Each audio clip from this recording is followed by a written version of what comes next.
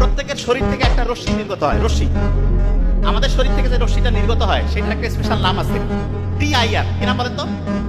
বলেন। TIR একটা রশ্মি নির্গত হয়। আচ্ছা, চাঁদ যে আল্লাহর নবী যখন দ্বিখণ্ডিত করছেন, রশ্মি মানে হচ্ছে তার মধ্যে একটা শক্তি আছে, শক্তি। চাঁদ যখন আল্লাহর নবী দ্বিখণ্ডিত করছেন তখন নফল নামাজ পড়লেন, আল্লাহর কাছে চাইলেন, চাঁদের দিকে এরকম করে একটা অঙ্গুলি নির্দেশ করলেন না? আচ্ছা, অঙ্গুলি যখন নির্দেশ করছে ওইখানে কিন্তু আল্লাহ কিভাবে করছে এটা আল্লাহ জানেন, কিন্তু আমরা এখন বিজ্ঞান বুঝতে পারি একটু যে আমাদের শরীর থেকে প্রতি মুহূর্তে রশ্মি নির্গত একটা শক্তি আছে। আমাদের প্রত্যেকের শরীর থেকে যে রশ্মিটা নির্গত হয় এইটা হচ্ছে 100 ওয়াটের মতো। কত ওয়াট? 100 ওয়াট। ধরেন যে একটা লাইট 100 ওয়াটের বাল্ব যেই তাপ দেয়, আপনার প্রত্যেকটা মানুষের শরীর থেকে পূর্ণবয়স্ক অবস্থায় 100 ওয়াটের মতো তাপ তৈরি হয়।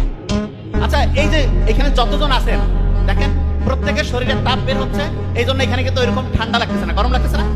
গরম লাগতেছে না, কারণ প্রত্যেকের শরীর থেকে 100 ওয়াটের মতো তাপ আসতেছে। তা আমাদের শরীর থেকে যে প্রতি মুহূর্তে TIR রশ্মি নির্গত হয়, এক রকমের IR রশ্মি। আল্লাহ নবী যখন অঙ্গুলি নির্দেশ করছেন, এই রশ্মিটা নরমালি 100 ওয়াট দিয়ে তো আর চাঁদের কিছুই হবে না, কিন্তু আল্লাহ যদি চান এরকম কি করতে পারেন না যে সেই রশ্মিটার কম্পাঙ্ক আল্লাহ এমন বাড়াই দিয়েছে যে এত বহুগুণে শক্তিশালী করে দিয়েছে যে ওইটা যে চাঁদের যে গোটাল কাঠামো সেই কাঠামোটা ভাঙতে পারে। আচ্ছা, এক্সাম্পল, সমুদ্রের মধ্যে পানি আছে, পানির মধ্যে যখন উচ্ছ্বাস তৈরি হয়, জলোচ্ছ্বাস হয়, সবকিছু ভেঙে চুরে চুরমার করে নিয়ে যায় না সমুদ্রের পানি? তা আল্লাহ যদি চান যে মোহাম্মদ সাল্লাল্লাহু আলাইহি ওয়াসাল্লামের প্রত্যেকের শরীর থেকে বের হয় একটা রশ্মি, মোহাম্মদ সাল্লাল্লাহু আলাইহি ওয়াসাল্লাম ওই সময় যখন অঙ্গুলি নির্দেশ করলেন, আল্লাহ যদি চান ওইটা তো লক্ষ লক্ষ কোটি কোটি গুণ বাড়াই দিয়ে, ওই যে শক্তি সেই শক্তি দিয়ে বহু গুণ বাড়াইতে হবে। ইচ্ছে করলে কিন্তু আল্লাহ ওই চাঁদকেও দ্বিখণ্ডিত করতে পারেন। আল্লাহ করবেন না?